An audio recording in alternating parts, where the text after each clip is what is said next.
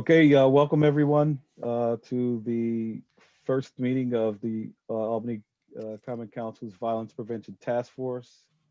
This is our initial meeting where we try to do some organizational things. But I'd like to start with why we're here. Violence has gripped the city for the better part of the last 10 or so months. I mean, it's always been an issue and it's at epic proportions. And we really need to get together and come up with some ideas to reduce and combat the violence. And I would argue that we're going to do it by any means necessary, whatever it takes. You know, programming, workforce development. Well, I mean, we'll throw everything at this, but with the understanding that ultimately the group will decide how we approach this and how we proceed with this. So what I really want to start with is the legislation from the equity agenda that created the Violence Prevention Task Force. I know, and I know we sent the initial meeting notice out saying that we were going to do elections and choose. The thing is, none of you know each other unless I think some of you watched each other's interviews when we went through the first time. But what we want to try to do is get through this in this meeting, do introductions, people say why they're here and whatnot, and then come back the next meeting and choose chair, vice chair, and maybe a secretary there. So, but JR or Michelle, can you put up just that excerpt from the equity agenda that created?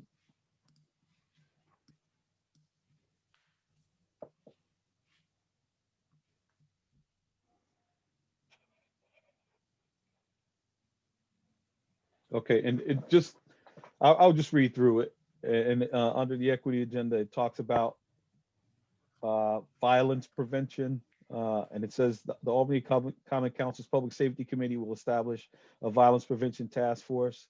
The Violence Prevention Task Force will be responsible for convening stakeholders every fall, or I'd argue that's needed, to develop action items in preparation for the upcoming summer in anticipation of an uptick in violence.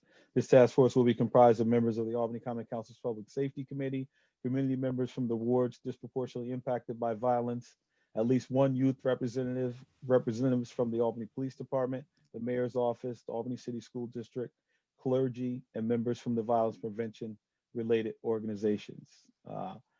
Number two is funding will be allocated to the violence prevention program and initiatives in wards with the highest incidence and prevalence of violence. The funds will be allocated based on prioritization through a community participatory budgeting process with the involvement from the Violence Prevention Task Force. A separate budget line within the City of Albany's annual budget will be created entitled Violence Prevention Task Force Funding. So that's the sum of it. And so what I would like to do, so we're really trying to get to the point where we have structure and we're taking off, is just kind of go around the room and do our introductions. And Ellie, can I interrupt you for 1 second? Yes. That was Jonathan. I was just reading over that notice really quickly, and it says a budget line item will be added. So just to kind of get everything into perspective, what is that budget line item for the year 2021 in terms of funding? Are we talking there's $1,000 for funding for programs, or 10,000, or what is the general budget line item for this year? Right, and that's that's an unknown because we're just getting started. It's not there yet. Mr. Shea can speak to that better than I can, but the understanding is through our work we'll come up with a figure that that's going to be necessary. But again, we'd be putting the cart before the horse. And again, like you, I would argue that maybe we should have done something. So I guess right now it's nothing. The line's not there. Okay, so in terms of this year, obviously the goal of this prevention committee is to meet in preparation for the summer. Is there any money that is going to be allocated or reallocated for summer 2021, or are we planning on implementing programs starting January 2022 to affect that summer? This is for 2021. I've had, through leadership meetings and conversations with the mayor and her staff, of which Mr. Shea is a part of, we're going to build this and acquire and get the funding for what we need for this year. Is that correct, Mr. Shea? Okay. All right. Thank you. All right. So since you're already speaking, Mr. Green, go ahead. You can be first. Introduce yourself. Say why you're here, and yeah, that'll work. Well, very nice to meet everyone. My name is Jonathan Green. I currently work for the City Fire Department as a firefighter and an EMT. I work at the Breveter and Washington Ave ladder truck. So we cover basically anywhere from Quail Street all the way out to 155 is our primary ladder truck area. That's one of the big giant trucks that two people drive, one in the front, one in the back. So I wanted to get involved a little bit in this program. I grew up in Albany. I went to Hackett. I went to Toast. I went to Albany High. And I've seen through the years that this violence issue has really started to spur and get worse and worse. As I'm looking over this report, the Gun Violence Task Force was looking at numbers of, I believe it's at mid-50s. There were 52 persons injured and 44 shooting incidents. And that was what spurred this Gun Violence Task Force. And I can personally tell you, I know that number of shooting incidents was close to 100 last year, which means that it doubled in 10 years, even with that first meeting. So I'm really hoping to get out here, get involved in the community in all aspects. I'd really like to see a lot of community involvement. When I was reading every person's excerpt from the members of the Gun Violence Task Force, they really talked about the lack of hope in the community. And I feel like that's something that you're starting to see again. You're really feeling people disconnected from their community. They're not having that same neighborhood pride. I know it's very tough with Corona and with COVID, but I'd really like to see a lot of people stepping up to help out in the communities. I know some of the wards have been coordinating different neighborhood cleanups and getting people out there. And I think those are great opportunities to both get the community involved and kind of build some hope in the community. And I'd really like to help out with a lot of that programming. So I decided that I would run for this position and hopefully get out there and be able to do a lot of the hands-on work as well. Thank you for that, Mr. Green. Mr. Mancini? You're muted, sir. Thank you, and that was my best start yet. My name is Joe Mancini. I'm currently the director at the Capital District Juvenile Security Detention Facility. I retired from 34 and a half years in government. I retired as Associate Commissioner for the Office of Children and Family Services, Division of Youth Justice, Division of Juvenile Justice and Opportunities for Youth. I was there for three and a half years. I went there and I developed an aftercare model. But prior to that, I was the Director of Probation, Deputy Commissioner of Youth and Families. And while my passion's always been working in the communities and keeping youth and finding out creative ways on how to keep them safely in the community, I always really was never in favor of setting youth institutions. And my view of it was, if we're sending youth away, there's something wrong, there's something not working in those communities. And really working together with those agencies that serve those communities, it's always interesting on how well they come and how well they communicate. That in and of itself can really make a huge difference, or cannot distract from good practices if they're not communicating and not getting along and sticking with their own agencies or egos or whatever. They're really, that sharing of information and efforts is real important. If they can come together and do that and be open and honest about it. I had a juvenile violence prevention grant we received from DCGS in Schenectady to target the highest pockets of crime in Schenectady, and it was very successful and effective. And then when I went to the Office of Children and Family Services, I created this out of a model in the Bronx, Community Connections for Youth. That was a real community-based program. And we spent a week down in the Bronx viewing the program, and it was they really had all those elements you would want to see in a program. They use the schools in those communities. They use those resources in that community. And it's how do you tap into those natural resources, those people that already have community credibility, and how do you tap and build them so they can really take back their community? It can't be us that do it. It's like, how do we partner with them to raise them up to be able to handle, to provide opportunities for these youth and help redirect them. And it's a really challenging effort, but collectively, I think there's a lot we can do. And I saw what was happening here. I see the youth that come in here, and the the lack of hope, as you mentioned. And it's like we need to do better. It's incumbent upon all of us to say what, something needs to, we need to be doing something better than we're doing. And so this was a great opportunity. I'm glad I was selected, and I hope I can contribute a great deal to this effort. Okay, Mr. Shea. Hey, I'm Brian Shea. I'm Chief of Operations in the Mayor's Office. I'm the Mayor's designee on this task force. And kind of like Joe said, and Jonathan said, I'm interested in, really building community. I want to see, cast a wide net, survey what we're doing right, what we're doing wrong, and then see where we need to invest and what we need to change. It's been a long time since a similar task force in Albany has been convened. So I think there's a lot of updating and a lot of work that we can do to really tackle this violence and get on a better track. So I look forward to working with all of you. Thank you. Mr. Thompson.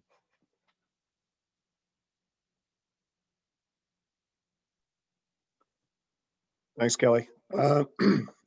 I'm the Director of Safe Schools and Violence Prevention for the City School District. I've been there just a few short months. I spent more than 25 years policing in the city of Albany.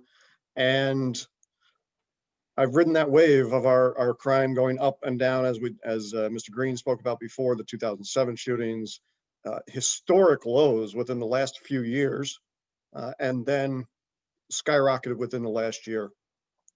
And while there are a lot of certainly community factors, one of the issues that I tended to see, and I definitely see it now that I've made the transition to the school district, is that while we have some services in some areas, some families seem to be overburdened by services. They don't know who to turn to because they have so many phone numbers in their pocket, and other families don't have any services to turn to.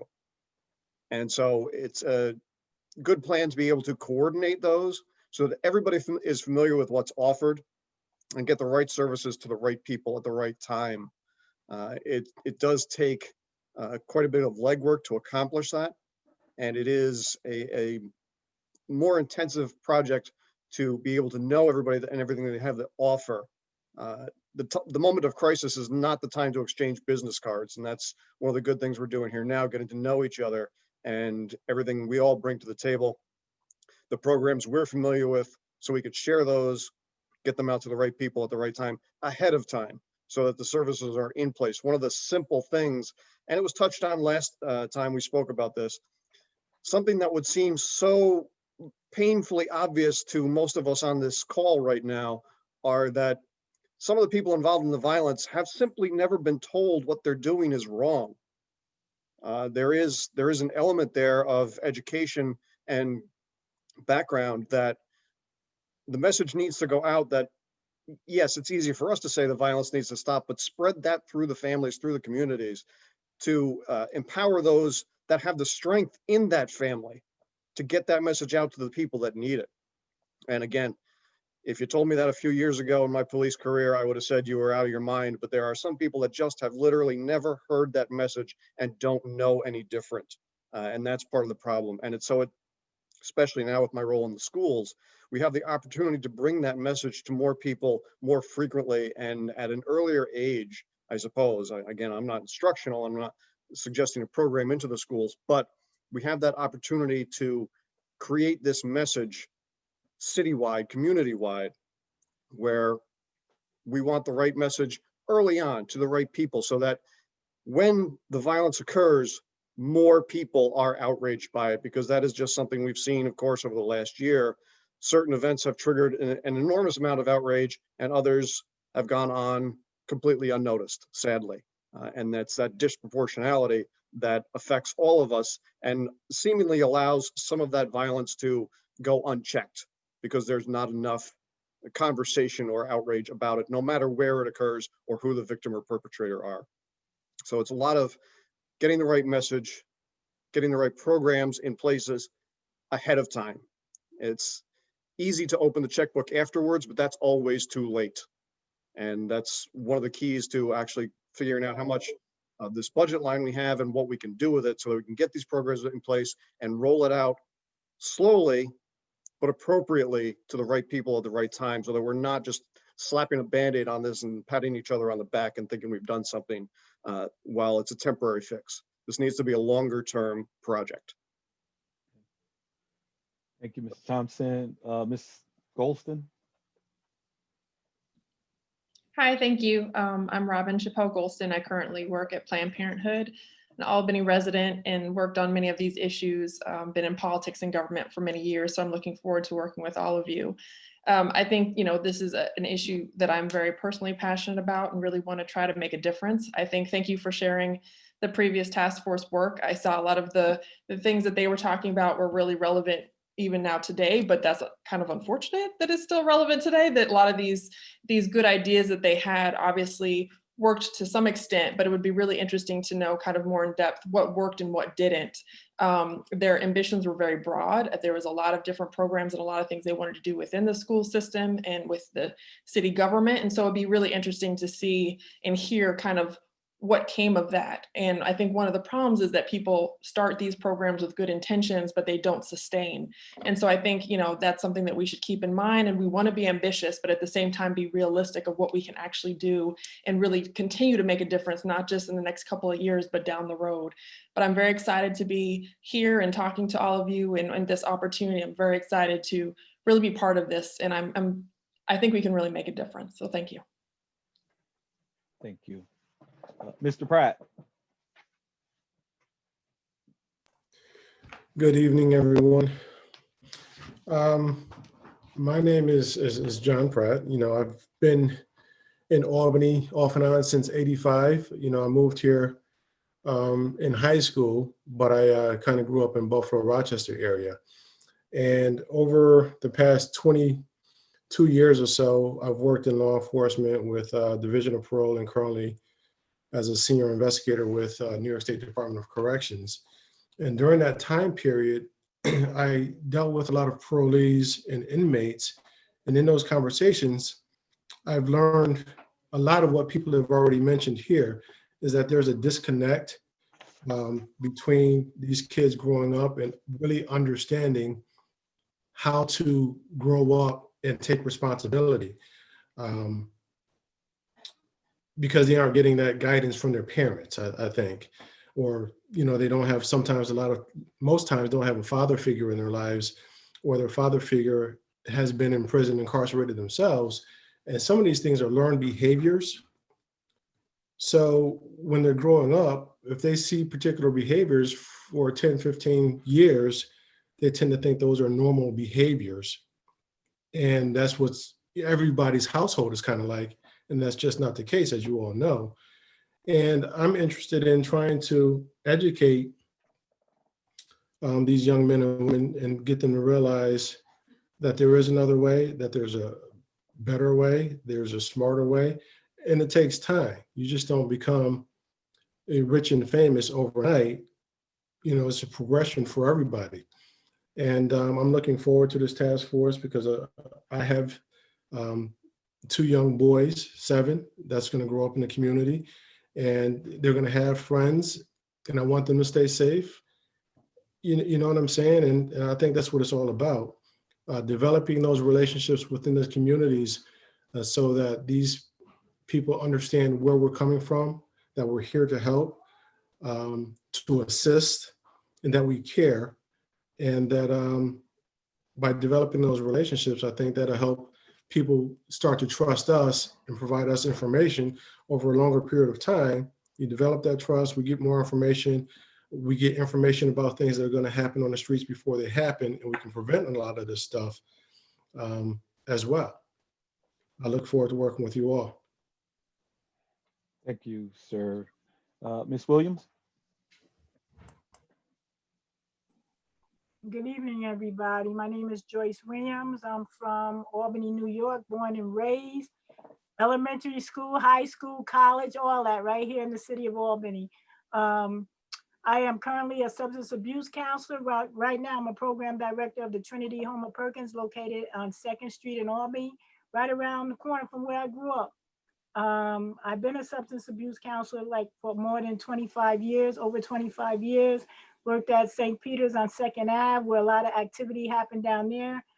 For 18 years, I went to the county for 1 year. I found out that wasn't something I liked to do because I couldn't help people the way I was helping them at St. Peter's, and Trinity opened up and I took the chance so I can continue to help people from my neighborhood that have substance abuse, mental health, unemployment, you know, help them to get a better hold on their life so they can live productive lives. I wanted to be on this task force is because my nephew was murdered in 1997, Washington Park murders. Him and his friend was killed by 4 young men from the neighborhood. And I felt like nobody in that situation won, because you have 4 young men who went to prison damn near for half of most of their lives. And my nephew and his friend is gone. And then by being born and raised here, I'm seeing that a lot of my friends' kids or grandkids are also right now involved in a lot of the gun violence that's going on. So my thing is that I wanted to get involved to see if I can make a difference. Because I remember when I grew up in the neighborhood, there was so many things to do. There was so many things to do. And right now, a lot of that stuff, there's nothing to do. You know, so I wanted to see what I can do to make a difference to help my community, whether, you know, if like somebody talked about services, a lot of time, a lot of African-American families in the neighborhood don't know what services are available to them. Like somebody had said, some people know, some people don't. So, you know, I'm a doer. So I need to let y'all know right now, I'm a doer. I don't like to sit around the table and talk. I want to see some production. So that's the type of person I am. What else can I say? I mean, I have worked with parole, probation. I worked with a lot of other agencies. I was involved in like Treatment Works March for the last 25 years. I've been Stop the Violence marches. Even right now, I'm with some other people. We getting ready to join start a grief group for some of these people who have lost family members who are still grieving. I was involved with Parents of Murdered Children. That was part of Albany that have relocated to Schenectady. So my thing is whatever I can do to like stop the violence and you know, just bring the community back together. So thanks for having me. Thanks for choosing me. Thank you. Thank you. And just to restate, what we're doing is this meeting was for us to choose, you know, leadership who would head up, but no one knows anyone. So the question is, or what I said was, introduce yourself and tell us why you're here. Okay. For those of you that are wondering. So we're on to Brother Barry. Wow, I was going to ask, why are we repeating this, Brother Kelly? But thank you, I got it. You just Right. didn't show it. The thing is, I didn't know, you all probably watched each other's interviews, but we weren't all together as a body the last time. So you may or may not have heard what the other folks said. And if we're going to choose someone to lead this, or some leaders, then folks ought to hear it. All right. Okay. Thank you. All right. So my name is Barry Walston. I first and foremost, I am a proud member of Phi Beta Sigma Fraternity Incorporated. As I lift up, because part of our motto is culture for service and service for humanity. Prior to getting part of this great fraternity, I've always been a community activist. I've always been a practitioner as a social change agent. My background is social work. I'm a social worker. I work for the Department of Health. My introduction to, I guess, criminal justice, which I didn't get my degree in, but my first job was as a probation officer for Albany County. And I was worked in the juvenile unit for 5 years. I was under Charlotte O'Gray. People already don't know her, but back in 1985 with Judge Cheeseman and Judge Cardona and Judge Beverly Tobin, who was the first female actually in family court. And it really provided a great tutelage experience for me, those 3 judges. Having been the only 2 out of 90 Black probation officers out of 90, I really got to see how, I guess what that looks like in the city of Albany, because the caseloads were overrepresented by Black and brown families, people. And so I just kind of, really understood kind of what this criminal justice looks like through family court, through drug court, because very often there was some intersections with, families being involved maybe with multiple systems. And I became very passionate about youth development. And so from there, I worked as a recruiter for the New York National Guard Challenge Program. And we brought a program to Peekskill, New York. That's the one I referenced. And it was a residential program where young people who had dropped out would go there for 6 months and get their GED, build some other skills. And it was very successful, a very good experience. And we had a partnership with the Albany Service Corps, which was here in Albany on Central Avenue, which was also a work training program, and it was for dropouts. I was assistant director of that program, kind of moved from National Guard to that, coming back in Albany. And that youth program was really, it wasn't really a youth, but that out of placement program for young adults was very successful. It really gave students an opportunity, 1, to get stipends, 2, to do internships, 3, to have work projects that were really practical, hands-on throughout the city of Albany. Unfortunately, it was part of Youth Build. If you're familiar with Youth Build, it was similar to that program. The money's kind of dried up. But I've seen quite a few of those students who are now nurses who are in professional occupations. Some who have had some brushes with the law, but turned it around because they had an opportunity to gain some different skills. And so I'm committed to prevention. And I like to frame things from a strength perspective because we know violence is going to be there. However, I think the challenge is how do we create and build on the agency of young people, right? Or the agency of a community. And so I'm on several boards. I definitely am committed to being a member and not looking for any leadership positions within this particular setting. I also serve as the ward leader for the 11th ward.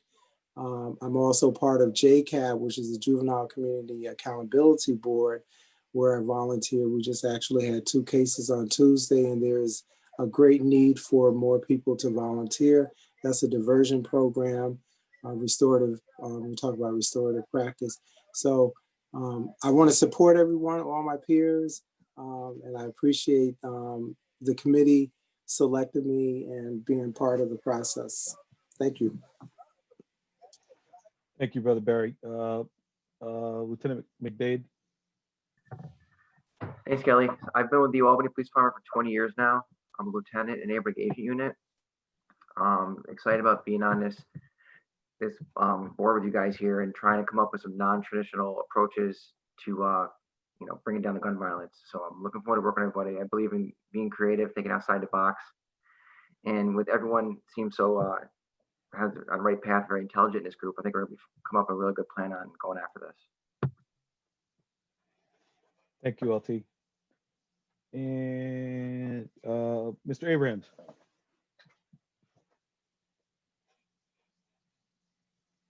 You're muted. Gotcha. Can you hear me? Yep. Mhm. All right. Good evening, everyone. I'm Orville Abrahams. I work for the Department of Labor. I'm not going to keep you as long as Barry did, but I will say I grew up in Albany. I am invested in that community. I have great love, and I had a great childhood in the south end of Albany, and I work in and volunteer in some Albany organizations. So I think I can bring some value to this group from that perspective. So thank you.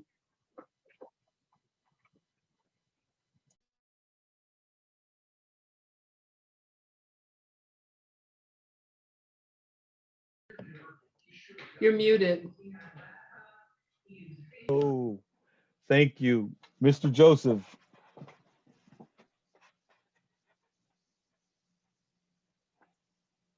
You're muted, Mr. Joseph. Okay, we're good. Okay. My name is Daniel Joseph. I'm from South Central Los Angeles, and I moved to Albany in 2012. My primary goal to coming to Albany is because Albany is the state of New York, and it's a leader city that all over the world, they look towards New York. What I would like to bring to the committee is a new approach to addressing the violence that we're having here. And I know we can do it together. I've written down a few ideas that maybe I would like to share. One is we have to have a public liaison, public affairs liaison, to build relationships with all the media. I'm sorry, Mr. Joseph. I don't want to cut you off. We're just trying to do intros now. We'll be together at our next meeting and subsequent meetings, and we can go through all that. I just need a brief introduction and why you're here. Okay. Thank you. My name is Daniel Joseph. I'm here to make a change in Albany and stop the violence, stop the gun violence. What I can bring to the table is because I know what would have worked with me to stop the violence that I lived through in my life.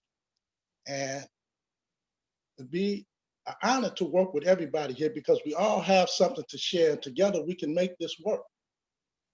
It's not easy, but together we can do it. And everything that I can do to contribute from my ideas, from my experience, from everybody's experience, and we can put a collective together where we can really make changes and stop the violence and the guns.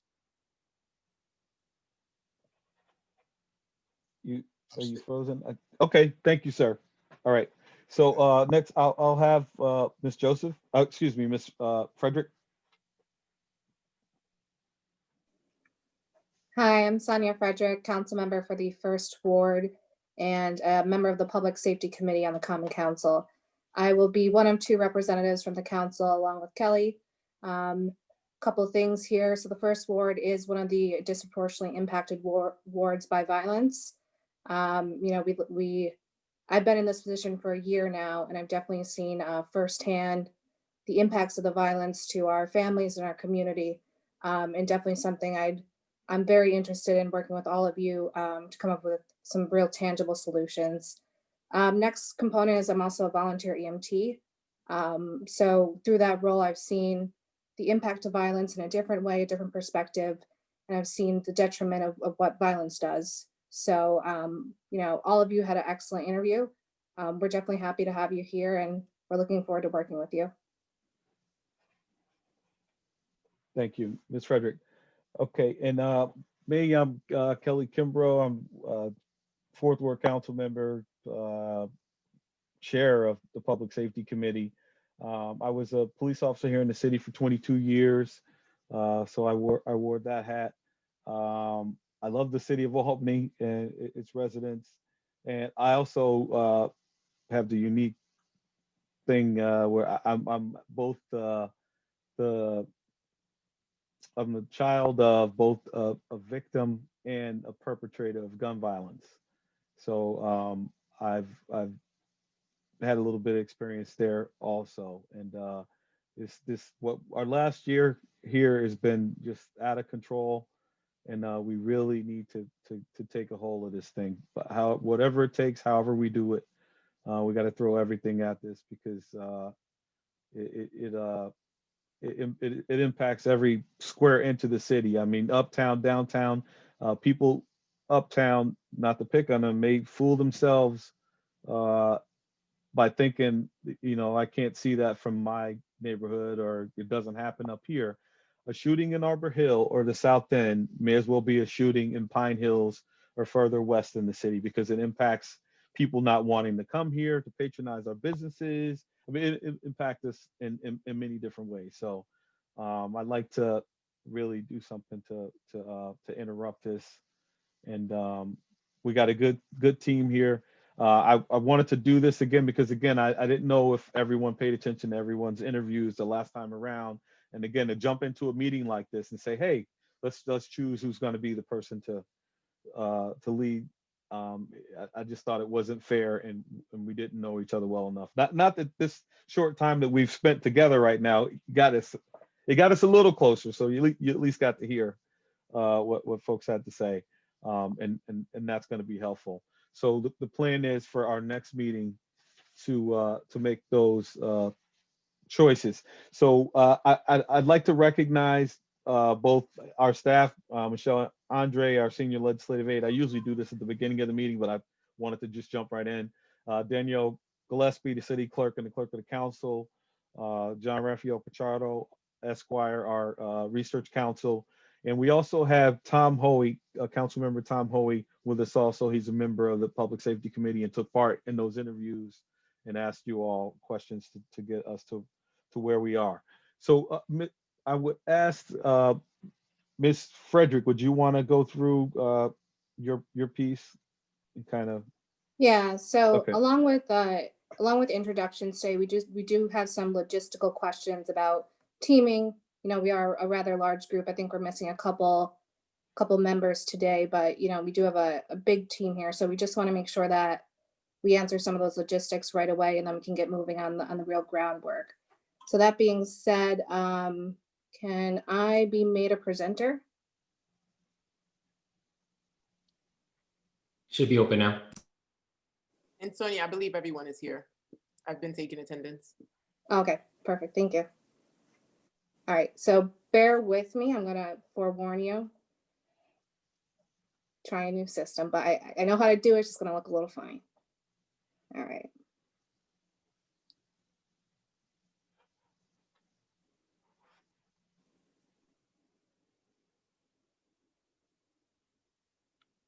Do you all see my screen now?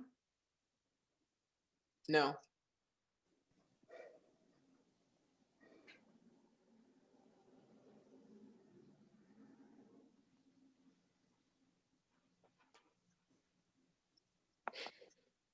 Now?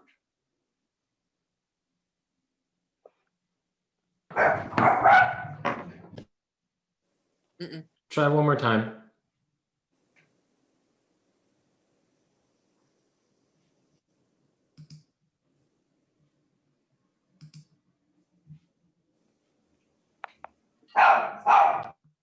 Nothing? If it doesn't work, can you email it to us and one of us will share it for you? Yes.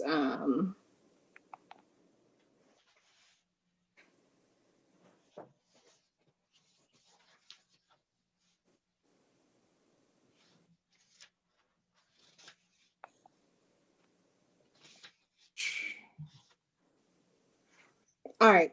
You know what? It's okay. Let's be fluid. We can just do the questions with everyone on the line now. Sorry, I had a little polling thing, but we'll pass that. So the first one is we want to talk about the preferred frequency of these meetings.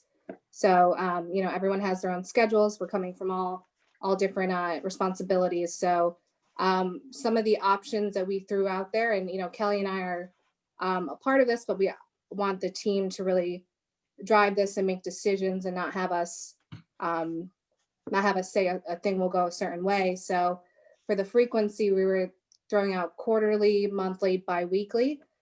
So could anybody chime in and see, what your preferred method may be? So bi-weekly, or do you mean bi-monthly in terms of two? I know the previous task force did that as well in terms of twice a month. I don't know if that's a Yes, twice a month. Yes, twice a month. I support that. What's the amount that you were putting down, Sonia? Because I can put a poll in the chat so that way we can. Oh, perfect. So quarterly a year, so once every couple months, monthly, twice a month, or other if anybody else has a recommendation. I put my answer in the chat there. Thank you, Orville.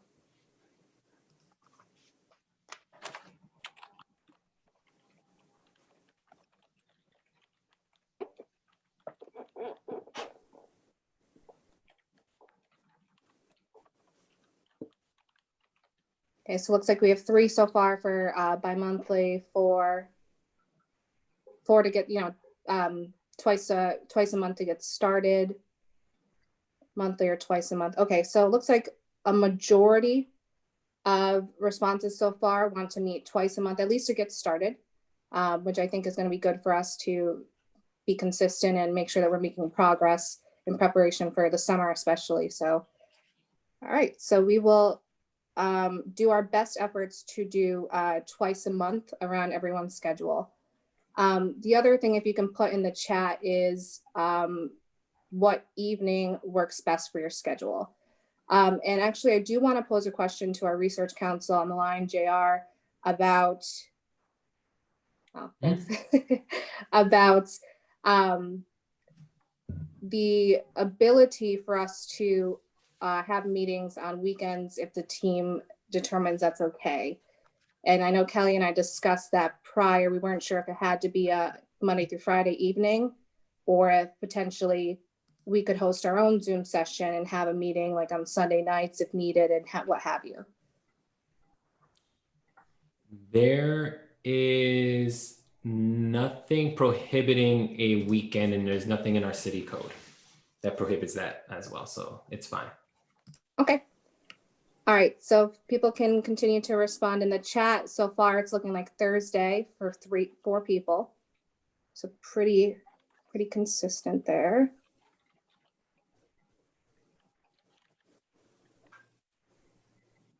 Okay.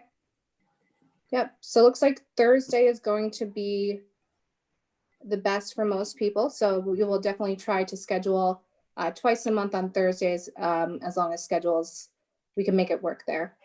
The next thing is, and this is more of an open thing, so feel free to, jump in and give your opinion, but we're wondering if we should form subcommittees to focus on key issues or solutions and then come together as a group, or if we would prefer all to be working together and on those key issues and solutions. And so if anybody wants to chime in on that topic and see, if you have a preferred method or an opinion on that question.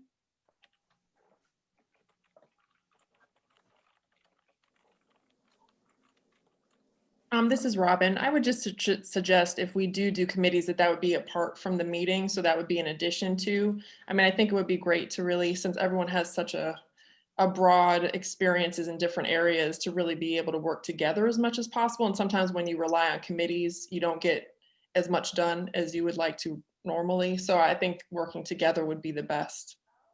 Just Okay. It does look mixed in the chat. A few people saying work together, a few people saying subcommittees. I do like, Vince, your comment, sort of identify our needs a bit, meet a few times as a full group, and then decide if subcommittees is the best course of action. So how does that sound, team? I agree. That's fair. Excellent.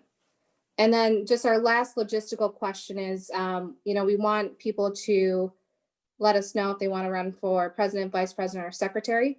Those were the 3 leadership positions that we sort of conjured in the beginning there. But we want to see if you think there's a need for other additional leadership positions. And I believe, Donnell, actually, you were starting to mention in potential leadership positions. So if you want to jump in, or anyone else, you think we should add any additional roles? Donnell, you're on mute.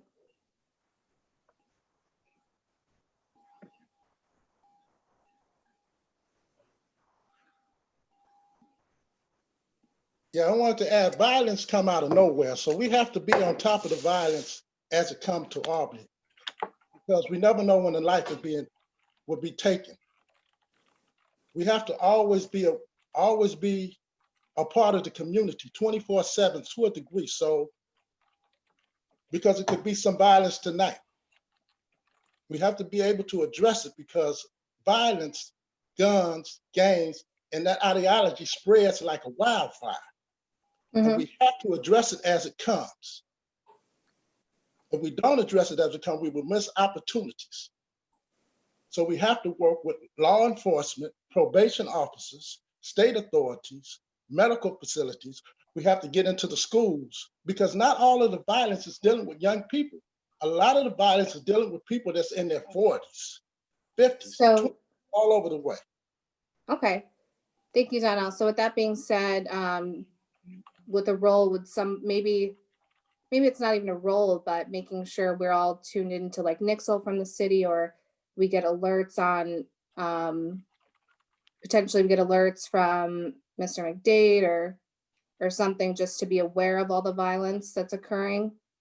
I can see if we can get, if I can just forward some of the information we get, like our weekly part 1 crime rates that we get weekly. So, and I'm still trying to figure out who's going to be our contact person at APD as our crime analysis to get information. But I'll look into other things that we might need to get, just so we know the stats and be up to date. Awesome. Thank you, Michelle. I can check with our crime analysis center and see if they can provide the part 1, part 2 crimes for us. I'm not sure what the rules are, and I can check into that for you if you want. Yes. Okay. Excellent. And then it looks like in the chat, we have a finance person. So potentially when we discuss about the budget for the year, somebody just keeping track of those funds and how we're going to allocate to different programs or initiatives that we do. So what does the team think about a finance position?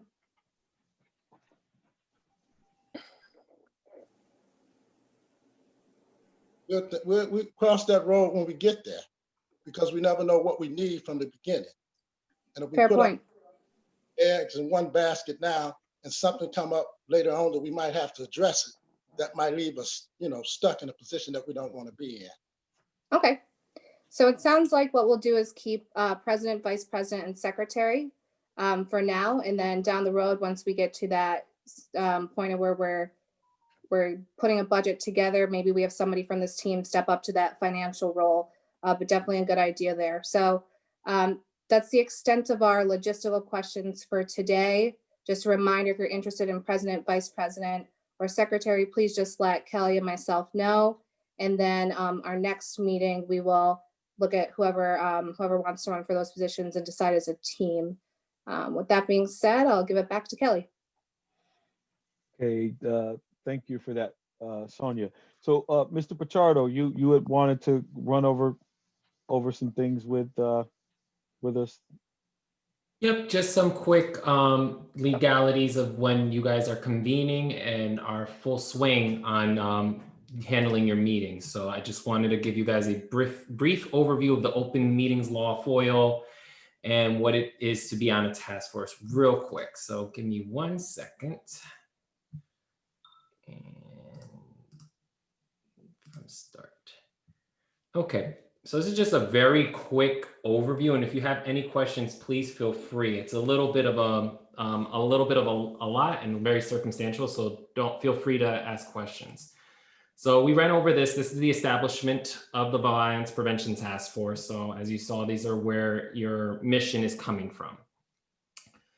So, and under the open meetings law, all meetings are subject to the open meetings law. And a meeting is defined as an official convening of a public body for the purpose of conducting public business. And a public body is defined as what is a quorum in order to conduct that business, which consists of 2 or more members performing a governmental function. So once there is a quorum, then you guys are all set on that one. Oops, did I go far? Oh, no, it's not. Sorry, I'm confused with how Zoom does this. It's very weird. So let me go back. So open meetings requirement. So one thing, really big thing about the open meetings requirement, given, in person and by Zoom, is that all open meetings must be open, and that's the reason for the law, to all the general public, which includes residents and non-residents alike. The open meetings law treats residents and non-residents the same. You cannot distinguish between the two, essentially, in that circumstance. And when we do return back to in person, there is a requirement that when you do host a meeting, that you want to make reasonable efforts that the meeting is held in a facility that can accommodate the anticipated crowd size. While the video conferencing that we're doing now via Zoom is allowed at the moment, it is only temporary. It's not a permanent thing. The video conferencing is allowed, but pursuant to the governor's executive order that does not require in-person participation.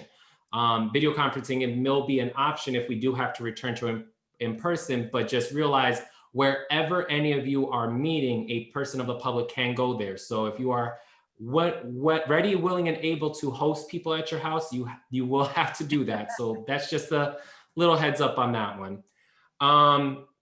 The only portions of meetings that are not open to the public is when you move into executive session. And I will go into that a little bit more in detail. But that's the only portion, and it's only for certain reasons. It's not, you can go in for any reason. It's only for certain reasons as allowed under the public officers law. So when you notice a meeting, so as you guys have determined that Thursdays are a good meeting for you when you guys decide to start moving, you will have to notice a meeting. And there is a general rule of the Public Officers Law, Section 104, that requires it. So it must be conspicuously posted in one or more public locations. With the governor's executive orders, that's a little skewed right now, so it's not a big thing. Given to the news media, really what that means is just that you notify them. Sending a simple email is enough. You don't have to pay for advertising for it. And then I believe a website on our city website has been created or will be created. And therefore you will be able to post your meetings on there, post your information on that portion. And I'm sure whoever your president, vice president, secretary will be in charge of that. The one thing I do want to give you a notice on this is that the city of Albany has set the floor on this, though. We do have a 7-day rule, and that is in the chapter 34 of the code of the city of Albany. So when you do notice a meeting, it has to be noticed at minimum 7 days prior. So the Friday, if you're having a meeting on Thursday, the last time that you can, the last day that you can notice a meeting for it is that Friday before. Anything less is considered a non-valid notice, and you have to do it. You have to wait to the next opportunity unless you call a special meeting. But I don't think this will be necessary, but I won't touch it too much. But you can call a special meeting, but there's a procedure in the state law that requires that. And it's very simple of just convening to agree on a date on that. So that's just very quick and dirty version of it. With the governor's executive order, you do have to live stream the meeting. People interpret what live stream means. It means you can be giving your Zoom meeting password and ID to people. For us, it's been to either do Facebook or YouTube. I'm sure the city will have no problem helping with you establish that. So just keep that in mind, that if we are still in the, with the pandemic still going on, that you identify where you're live streaming the meetings. The one thing about meetings that